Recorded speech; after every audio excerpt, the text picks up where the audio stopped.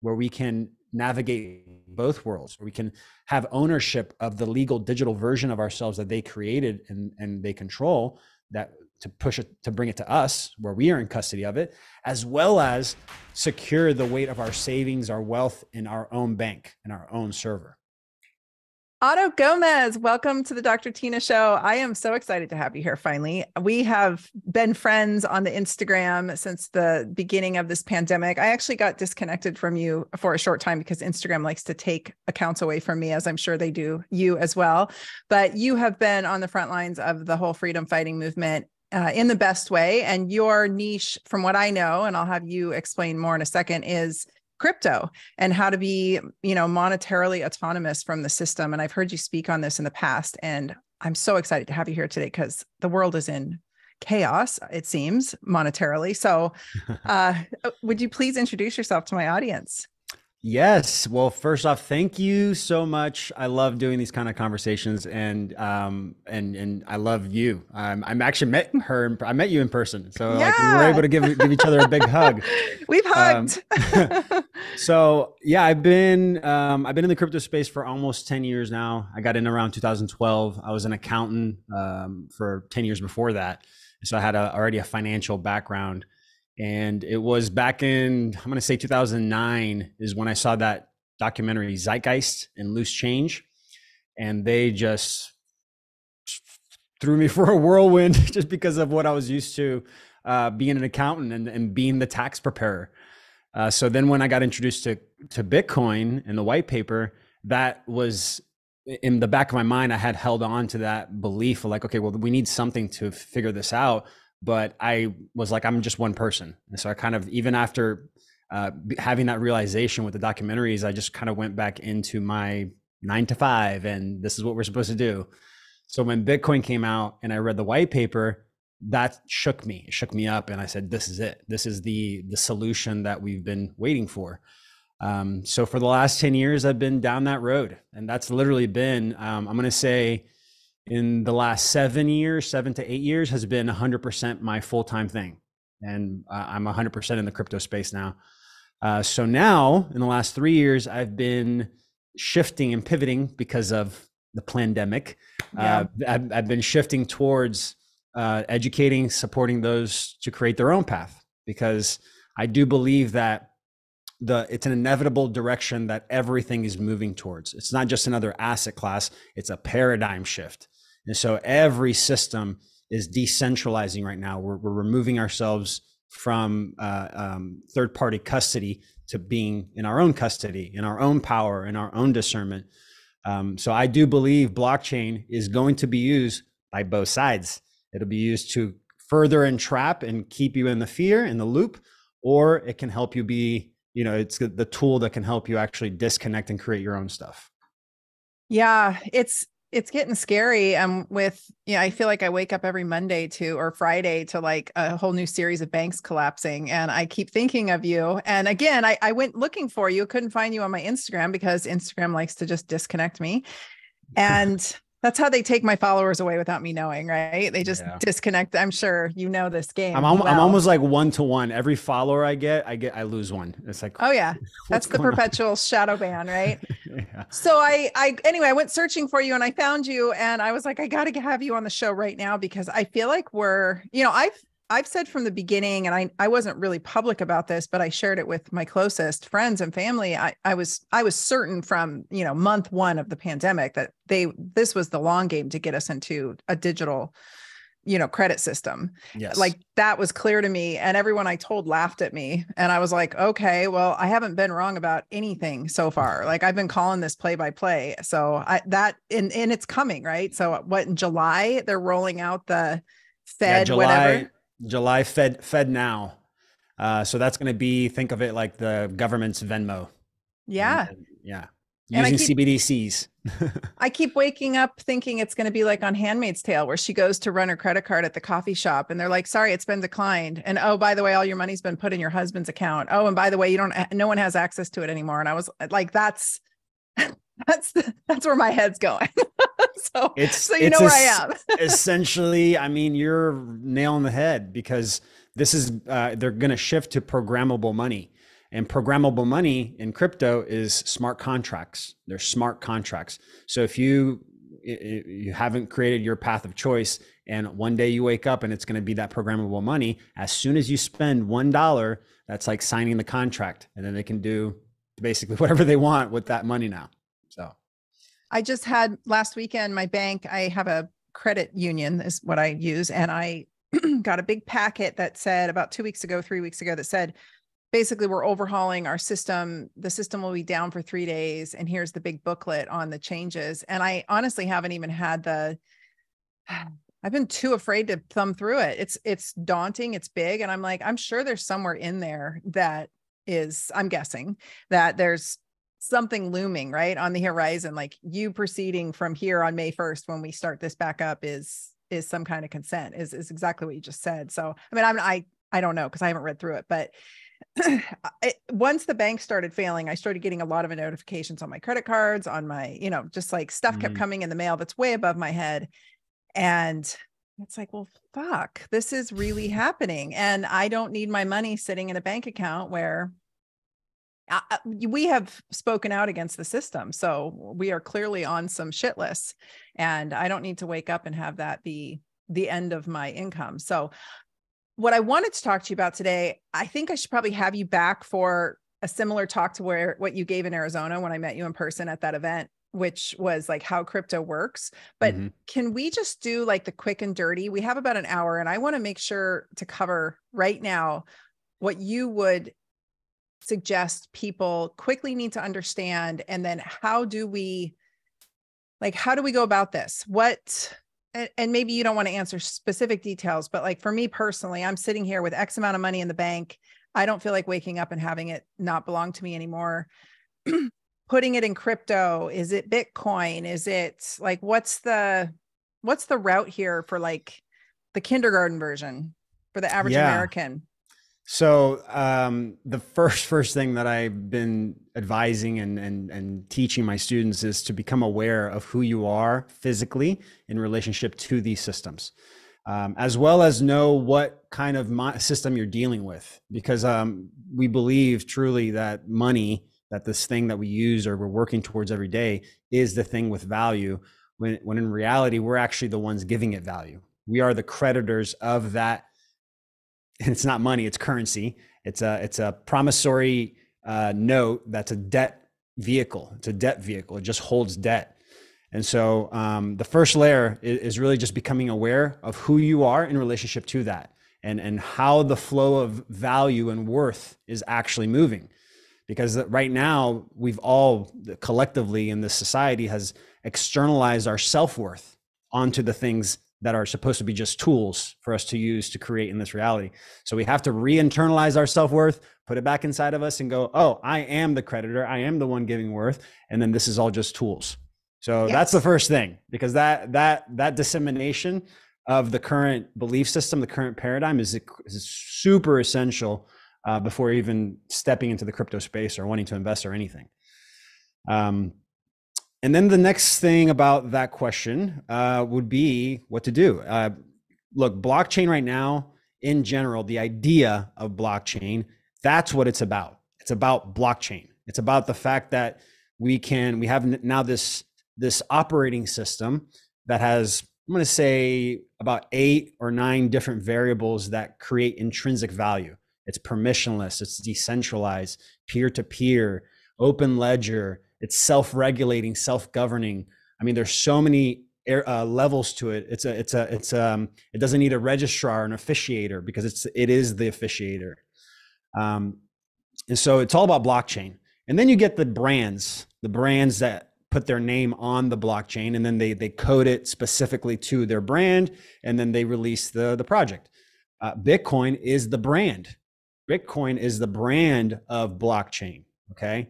And now I would say that out of the 26,000 plus projects that currently exist in the crypto space right now, 99% of them are unconscious scams, meaning like they're not necessary. So there's like a ton of obvious scams. They're just trying to take your money and scam you. But then there are the projects that were created with individuals that had good intentions, and it's legitimate. It's based on all the things that we are it's based on all the concepts and banking concepts that we're used to. And that's the problem. So you have all these projects that were developed by coders that didn't work on their relationship to money. They didn't work on who they are in relationship to these systems. So then you have all these projects. I mean, honestly, like 99% of the projects are unconscious scams. They're just still trapping you to the same siphoning, where the money's flowing to the few that have the most, where there's still inflation built in. If inflation is built into a crypto project, that's a red flag. That's bad news. There's no need for it. So to quickly answer your question, there's only like 5 to 10, I would say, grassroots projects that started from individuals from a need, and Bitcoin is one of them. And then I get the question, well, what if it was created by evil? Well, yeah, or by them. Well, here's the thing. It's an idea. The idea of crypto, the idea of blockchain is out. And then it's about how you use those tools. How do we utilize the tools? Because they're just tools. They're just a new tool in the reality. And so it's not the tool that's evil. It's how we use it for ourselves. And so through my history of being in the crypto space and just knowing the layers, Bitcoin really is, if used properly and stored properly, is the hedge against inflation, centralization, and control. Bitcoin.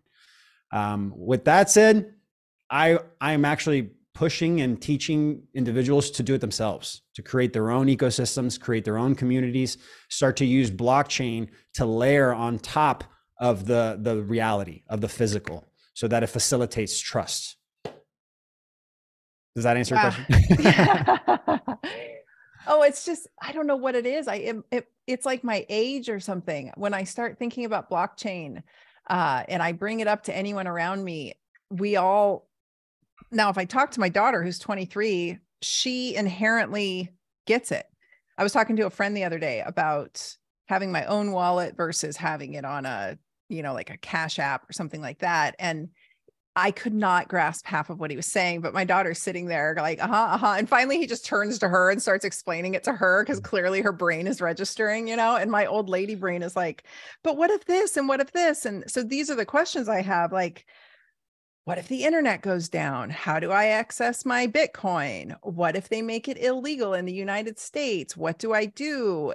Can they confiscate it? Is this something that I have to report taxes on? It's like, the overwhelm of it is a bit paralyzing. Yeah, layers on layers, right? Yeah, and I'm totally that old lady that just can't, like, you're just sitting here like, okay, Tina, how do I explain this more simply? I've spoken to people of all ages. It's not about the age. It's about just like, it's a complex situation. It's a complex subject. And I feel like I have a good gift in creating the analogies to try to explain it better. So for the internet, so let's go one by one there. Okay. The internet, when we actually see when you do the research and you see how the internet actually functions and is built practically, it changes the game. So I've done the work, the research. It's 95%. Okay, 90, maybe less now because of Starlink. So maybe 90%. 90% of the internet is actually hard cables. So it's physical hard cables that are laid down across the ocean to connect country to country. And this started back in the late 70s.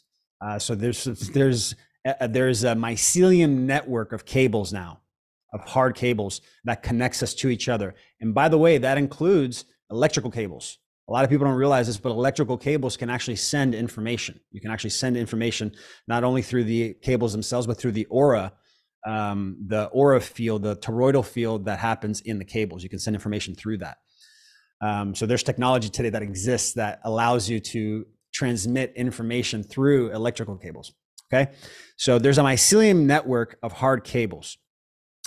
Then there's the internet we perceive, right? When you go online and you go into your websites, Google, whatever, the internet we perceive or that we have access to is 10% or less of the actual internet or the processing power of the internet.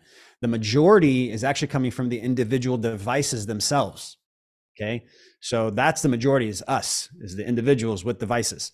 And so whenever we access the internet, we're actually accessing 5 to 10% of centralized servers to then reconnect to each other, to communicate back to each other. So we're doing this like weird redundancy step that's completely unnecessary, and actually completely the opposite reason why the internet was created in the first place. It was supposed to be peer-to-peer connections. So here we are in this reality, we call it the Web 2 reality, where you have the majority decentralized with devices, but accessing the minority servers and operating systems to connect to each other. Think of blockchain, think of crypto as the operating system to eliminate those third-party servers and allow us to connect to each other. And so it doesn't require gatekeepers. There's companies right now creating solutions in the devices themselves for internet. So imagine having blockchain-based internet where you don't have to access those servers anymore to access the same information. Also, you don't need electricity. You don't actually need internet to use Bitcoin. You don't need, but neither of those. All you need is a device to house the ledger. So every time somebody downloads a wallet and buys Bitcoin and stores it in the wallet, you're actually downloading all of the ledger, every single transaction, buy and sell and send from the beginning, from the initial beginning of Bitcoin, of the protocol. So you're downloading the whole thing into your wallet, into your device. And so everyone has the same ledger. That's how it keeps itself accountable, because every time I send a transaction, it checks 13 other wallets or 13 other nodes to make sure that the information is on the ledger, and then it approves it. That's how it stops double spending. So in Africa right now, I'm going to say Ghana. I don't know the country exactly, but they're using a Bluetooth mesh network to transact using Bitcoin. And so they have their devices, their phones, and it's like old Nokia phones that it's not smartphones. It's just like text messages. And they're able to go around and pay with this device because they're using Bluetooth to transmit. Wow. And so there you go. The solutions are coming. Everything is being solved. This idea of EMPs and the internet going down, electricity going down, the grid going down. It would be if that happens, we're gonna have way bigger problems, right, than being able to transact with each other. And right. So, and then what was the other question? What if it becomes illegal? Right. So then it's about governments and regulations, trying to regulate industries. That's where I said that first part about recognizing or remembering who we are physically in relationship to these systems. Everything is based on contract law. So it's actually completely inverted how we are physically in relationship to these systems. We believe now, we've been indoctrinated to believe that the system is above us. The legislative system is above us and it controls humanity, right? It controls humans. But it's the complete opposite. It's inverted. If you go back to ecclesiastical law, way back, biblical law, it is God, and then it's the servants of God, which is men and women. And then it's the servants of God, which in the Bible are the angels and demons. And nowadays we call them politicians. And then you get the systems that have the law of the land, essentially, or whatever you want to call that, the legislative system. So to get down there, for that system to be able to control the physical, the servants of God, you have to go through contract. And so we've all just agreed to be a part of these systems. It's just an offer. It's just a product that was offered out, and then through indoctrinating or through manufacturer consent, through education system, peer pressure, entertainment, we've just said, yeah, that's cool. I want to be a part of that. And then we sign the contract and then we're a part of it. But in reality, we agreed for control, for everything they're doing, everything that's happening right now is an agreement. It's an agreement that we gave from ourselves. So after saying all that, to quickly answer your question, is the government your daddy? That's the question. If they are, no, then the fear of that government will push actions. With that said, there are many ways to, in the public sector. So, there's the public sector, there's a private sector. In the public sector, there are many ways to structure yourself to where you defer taxes altogether, completely, especially for crypto now, because they haven't classified crypto yet. And I don't believe they will, because it's too hybrid. And then that's not even talking about the private sector. In the private sector, you can structure yourself in a way lawfully where you don't pay any tax. That's how the elites do it. Success is owning nothing but controlling everything, through trusts. So regulations, honestly, to me, is sort of a good thing. It's sort of a good thing, because they're gonna just, that whole matrix is gonna start tightening, using the monetary system, the new CBDCs, to do that, to control. And as people become aware, they're gonna go, oh, that's a dependency of mine now. I'm gonna cut that dependency and figure out another way. Yeah. Well, I mean, I say this about health and food all the time, right? Like learn to be something we did. I mean, just as an analogy, something we did a couple of years ago, as I saw this coming, I'm like, we have got to make ourselves completely free from packaged foods. Like we have to not rely on the grocery store, or rely on it as little as possible. And so that was step one. And that's a little bit of a process, right? And you just have to accept, I guess you have to be aware and accepting of what could potentially be coming in order to do that. Because I see a lot of people walking around like, oh, Tina, you're being like, that's extreme, and it's never going to happen. And I'm like, really? And then food shortages started happening, and the like. So getting off of ultra refined carbohydrates, getting off those addictive foods, getting off of foods that come in packages that you get from the grocery store. And, step two being physically, medically autonomous, not being hooked on a bunch of pharmaceuticals. Because if it all goes to hell in a handbasket, where are you going to refill your prescriptions? Right. So it's all dependency. It's all dependency. Right. And so we got to go down. We got to go down that list of dependencies on all levels and start to decide: do I want to be dependent on the system, or do I want to be interdependent? I'm working for myself, but then I'm also using community. So yeah, it's this is the path right now, or this is the choices. Yeah. You either do it yourself, or you stay part of the system. Yeah, for sure. And being entrepreneurial is, I mean, I made a post today about that. Like, being an entrepreneur is a real flex, not being dependent on. Imagine how many people wouldn't have been privy to mandates if they had been self-employed and autonomous, which was, I mean, it was never an option for me ever to be an employee ever. So I've always been that way. And I can understand how that's daunting, and entrepreneurialism isn't for everyone, but then it comes to the point where now I need you. It's like, I have money in the bank and this is coming down the chute. And what does the CBDC stand for anyway? So the audience knows what we're talking about. Central bank digital currency. Yeah. And every country, there's over 110 countries right now that are either researching, creating it, or rolling it out already. And with the US being one of them this summer. So Canada actually just came out and announced, they put it on their website, hey, we're thinking about launching a CBDC. Here's the questionnaire for you guys to let us know what you think. And I'm like, I want to read those answers to see what people have to say about this and if they want it or not. Oh, poor Canada. They're just getting hosed in all of this.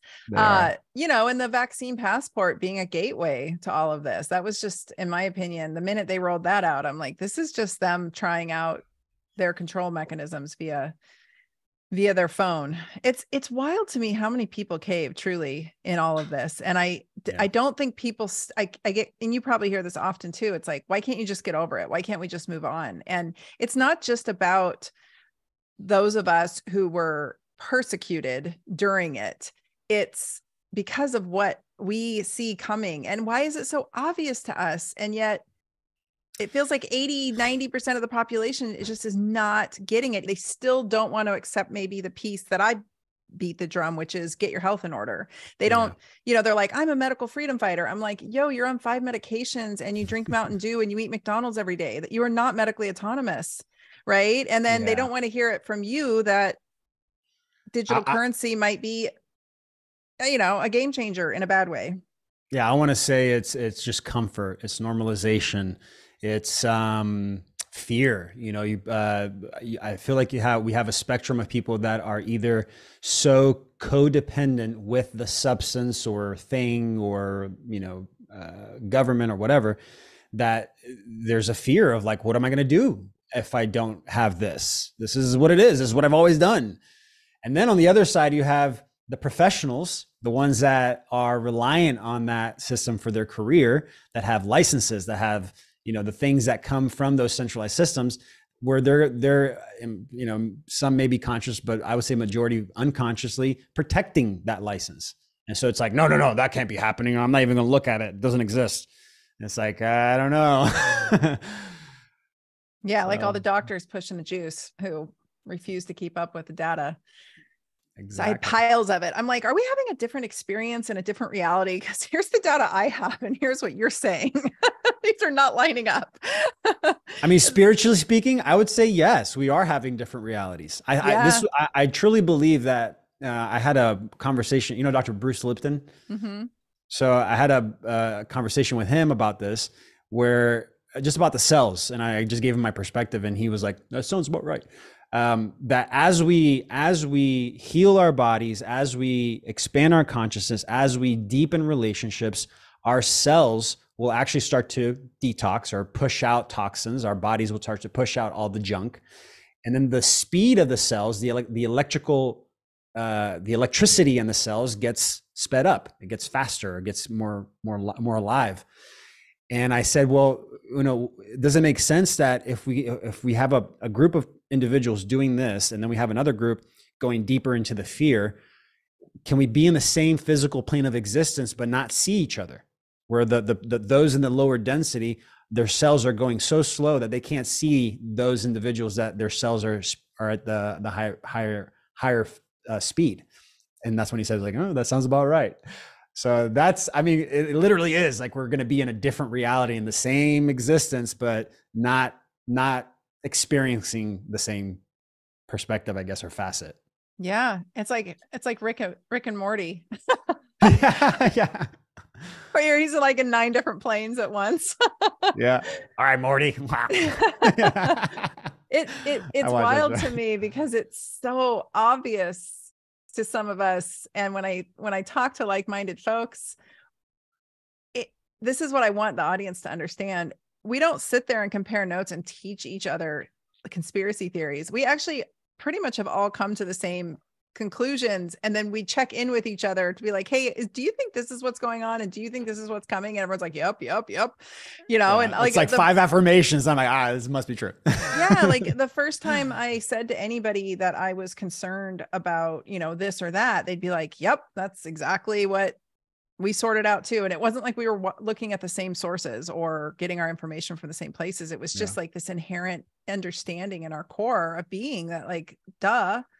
It's like freaking duh. Like, look at the obvious of what's going on, and people just don't. I think their antennas are broken too. I think they're not able to, because like you said, I mean, I think of mitochondria and I think of them, I used to tell people that in school, back when I was in naturopathic school, I'd be like, we photosynthesize, right? Like our mitochondria photosynthesize. And everyone's like, you're crazy. That's nonsense. Show me your proof. Oh.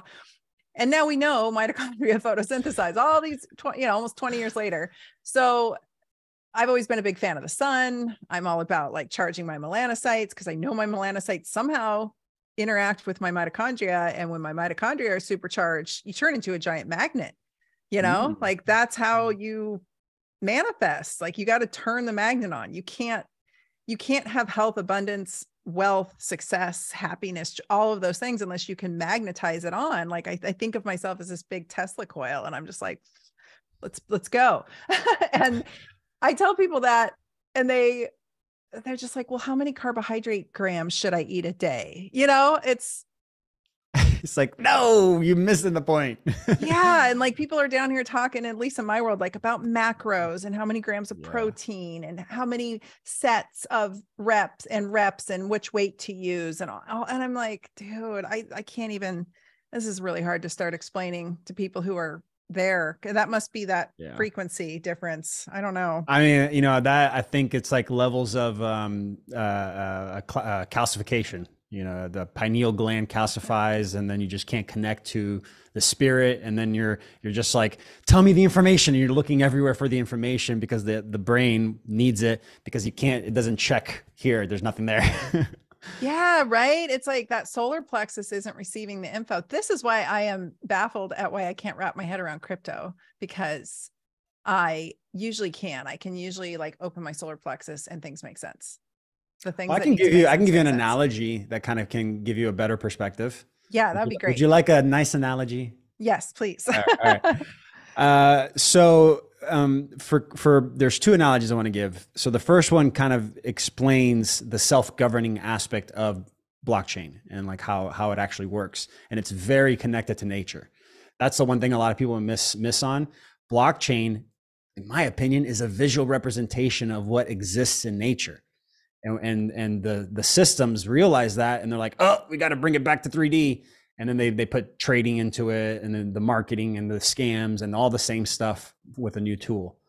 So how I like to describe the self-governing and like the value that comes from blockchain is compare it to a gold mine. So a gold mine, like a cave. You've done the work, you did the research, and there's gold in this cave. So you go there with your pickaxe and you start prospecting for gold. You find a piece of gold and like, yes, I found gold. And so you find another one very quickly. And you're like, I got to tell some friends. I got to tell some people. I'm not selfish. Let me get some other bodies in here. As soon as he gets 2 to 3 friends to come in and they start finding gold, what happens there? There's two things that happens naturally because common sense. It just happens naturally in the law of physics and how this reality works. The first thing that happened is the individual that was there initially, his chances of finding gold went down. Okay, because why? There's more bodies in the cave. And so now there's more people there to find gold. But at the same time, the chances of the group finding gold went up. So that means that the network of individuals that were there mining, it brought value to the mine because there's a higher chance of the group finding gold. But then again, the chances of him individually finding gold, the difficulty level went up. Again, all of this happened naturally, right?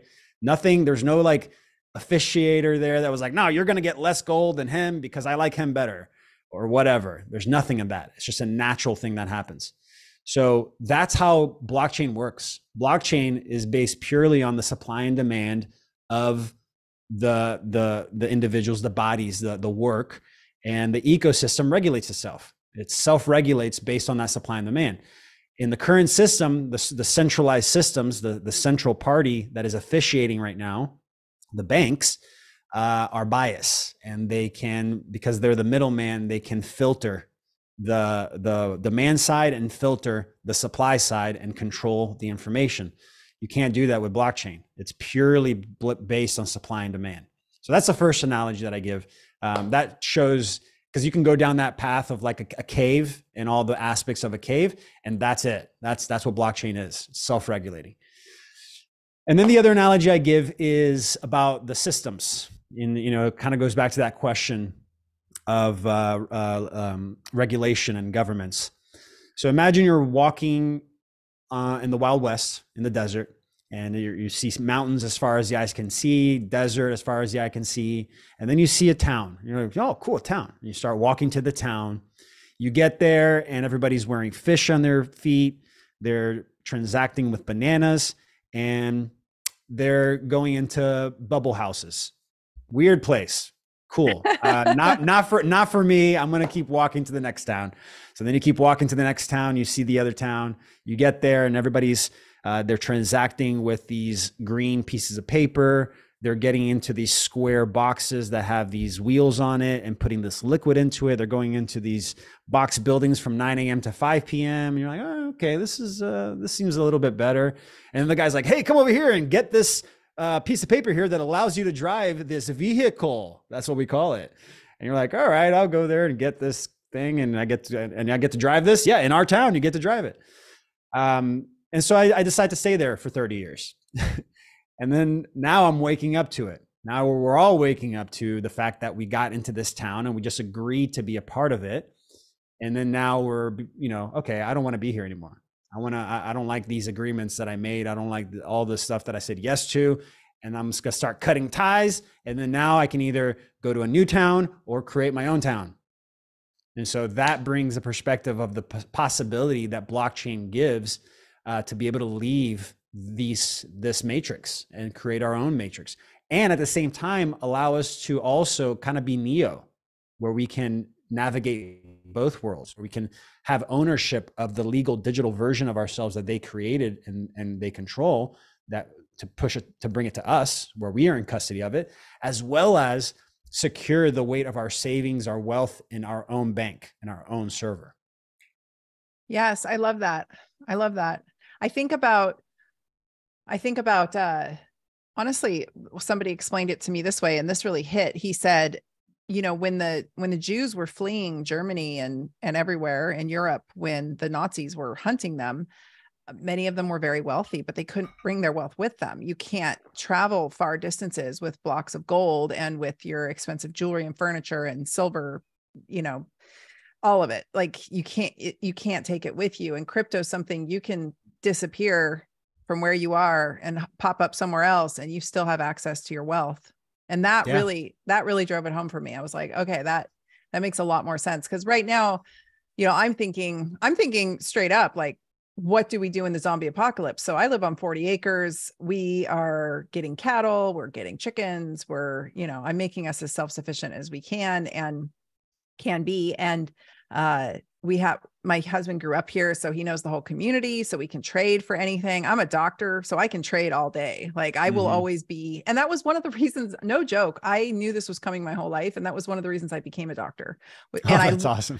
I learned very valuable skill sets. I took every single opportunity I could to take shifts or go work at clinics where it was hands-on, like using my hands. And it's one of the reasons I became a chiropractor, because it's all basically, I can heal you with my hands and pull plants out of the ground and heal you. Like that was the end goal. Right. And I ended up teaching minor surgery in school. I ended up teaching, my whole career was injection therapies and with sugar water, like the simplest, if I can get sterile sugar water into your joint, I can fix your joint. So that was sort of my last couple decades, was like, okay, I need to not get voted off the island. Right. I need skills to make sure that I'm worth something. Yeah. Right. Like I will trade medical for cattle. People keep asking me, can I become your patient? I'm like, only if you got cattle. If you're willing to trade me some cattle, I will treat you. Otherwise, no. So that's kind of where my head's at. And this is like the zombie apocalypse fortress here where we live, but we're in Oregon, and they could just come any day and be like, we're taking your land and we're going to build solar panels on it or whatever nonsense is happening. So having some assets that you can just move and go pop up somewhere else and have is really, really intriguing. And then that brings me to the one question I did want to ask you. What about holding some cash? I know cash is, inflation is destroying its value, and we could wake up one day and be Venezuela any day now. And I know the dollar's losing its value all over the world. Is there any utility in holding on to some cash? And if so, is there like a dumb amount to have? What are your thoughts on that? Well, for the immediate moment right now, we're what, May right now, May 11th. The immediate moment, cash probably, just because things are about to fall maybe another 40 to 50% in the next 3 to 6 months, I would say. So having cash available right now so you can buy that bottom, buy the dip, very, very good advice right now to do that for sure. In the long run, no, definitely not. And I mean cash in hand, not in the bank. I mean like cash in a safe. I mean, even if you have it doesn't matter, right? It won't matter. I mean, I'll take that back. If I believe what I believe, maybe not. So if you keep the cash in the bank, it'll be much easier to get that programmable money all of a sudden. Okay. If you keep the cash in your safe physical cash, I don't know. If they do the switch, will they just go, oh, that's all worthless now, this is real? Right. I'm watching some dude yesterday making crafts out of Venezuelan paper. I saw that. Did you see that? Like purses and baskets. And I'm like, wow, that's out of their currency. Gone. It's worthless. Yeah. The inflation rate right now in the US is 35 to 40%. 35 to 40% a year. It's not the 8% they're saying. That is the rate of new printing, the new money being printed. But that's not taking into account the other side, the debt side. The banks can't cover their depositors because there's a run at the bank from the selling of the shares. Yeah. And so there's all this happening in the background on the other side that creates a bunch more inflation that we're not realizing. Prices going up, just that alone, the prices going up, and then minimum wage not meeting that or not matching that. So in the long run, it's going to go down. It's going to be worthless, especially because when you take into account that Bitcoin is deflationary, by the way, Bitcoin is deflationary and finite. So there's only ever going to be in our lifetime about 16.5 million Bitcoins in circulation. That's it. No more. It's going to take 130 years for the other 2 million to be processed out. It's going to take a while. So we're not going to be alive to see that happen. So this is it. And so, and at the same time, it's deflationary. So it's going down in how many are being mined out or printed out. That's why it's going to take 140 years. And the next happening, it cuts in half every 4 years. The next one's going to happen in the next year or so, a little over a year. So all of this is going to be baked in right now. We're gonna dump further to then bake in the next happening, and then we're gonna go nonstop at that point. Because if you do the correlation between the deflation rate of Bitcoin to the inflation rate of fiat, somebody actually did this math, and I've checked it. You know, Robert Edward Grant. So he checked this math. So I'm positive it's good to go. There is a date. It's May 20th, 2029. That is the date at which you won't be able to exchange any amount of fiat for any amount of Bitcoin, because fiat will be worthless. Mm-hmm. And so I do believe that we have maybe another 2.5 years before we really start, maybe even less because of everything that's happening, where we're really going to start feeling the hyperinflation, the scream.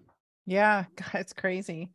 What are your thoughts, just because you're so smart about all this, what are your thoughts about real estate in the grand scheme of things? Yeah, I personally don't like to stagnate money.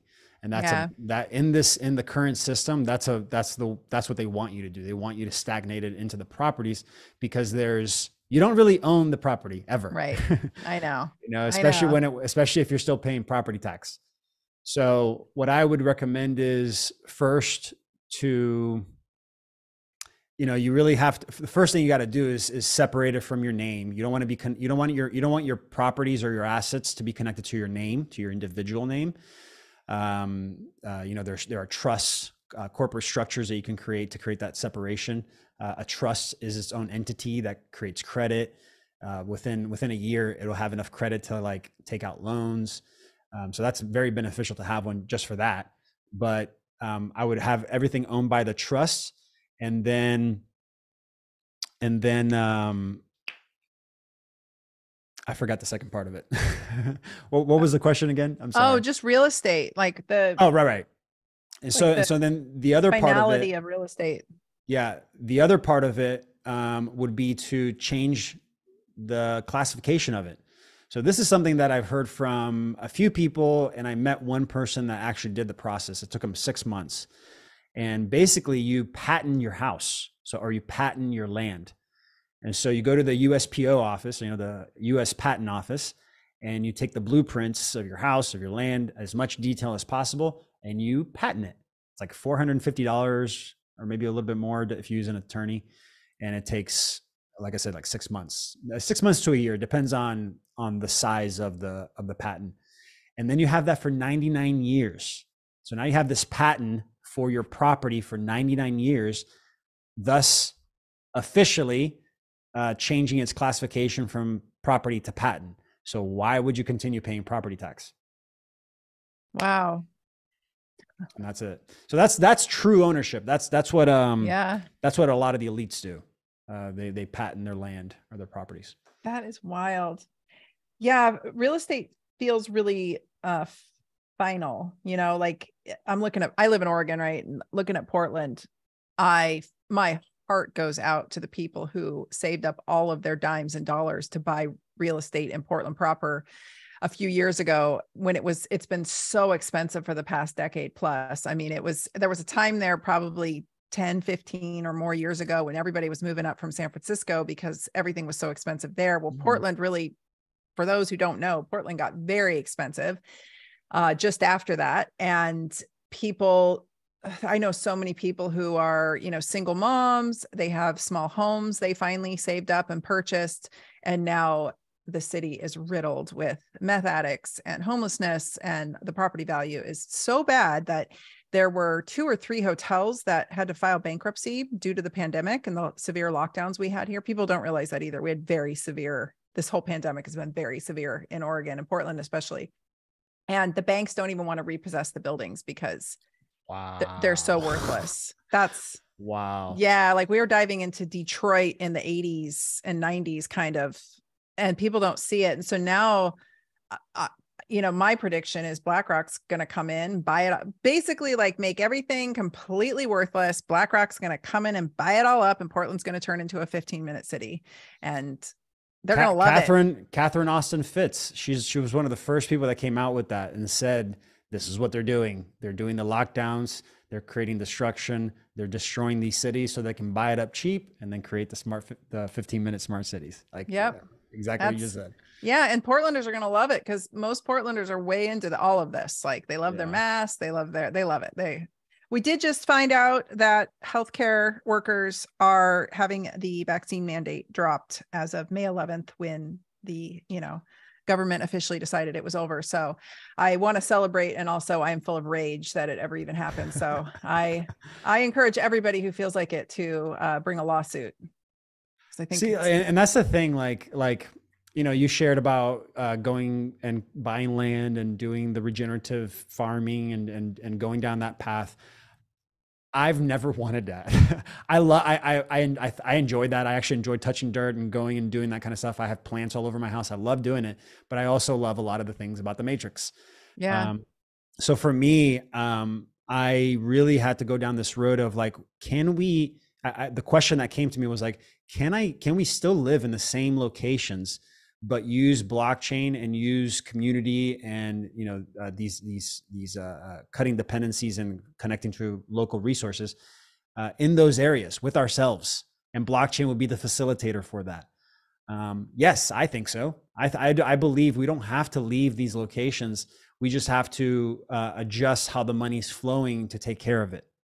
Because what's happening is we're relying on these third-party governments, and all they're doing is they take your $100, they take out $30 or $60, they put it in their pocket, and then the other 40, they hire a private company to take care of the thing.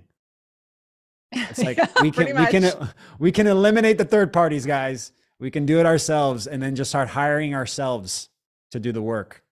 But I love that. That's my dream. I love it. I hear you. And I think it's one of my friends who's really into Bitcoin also made another analogy. And he said, imagine interacting only with people that you're in alignment with. That's what Bitcoin is like, yeah, sure. Maybe that cash that I have will become worthless that's in the bank. But if I have the Bitcoin, I now have a way to transact with other like-minded people who are also functioning in that world. So I thought I was like, that sounds good. But not only that, here's a big one that most people miss out on. Bitcoin is now becoming the people's reserve currency. Okay.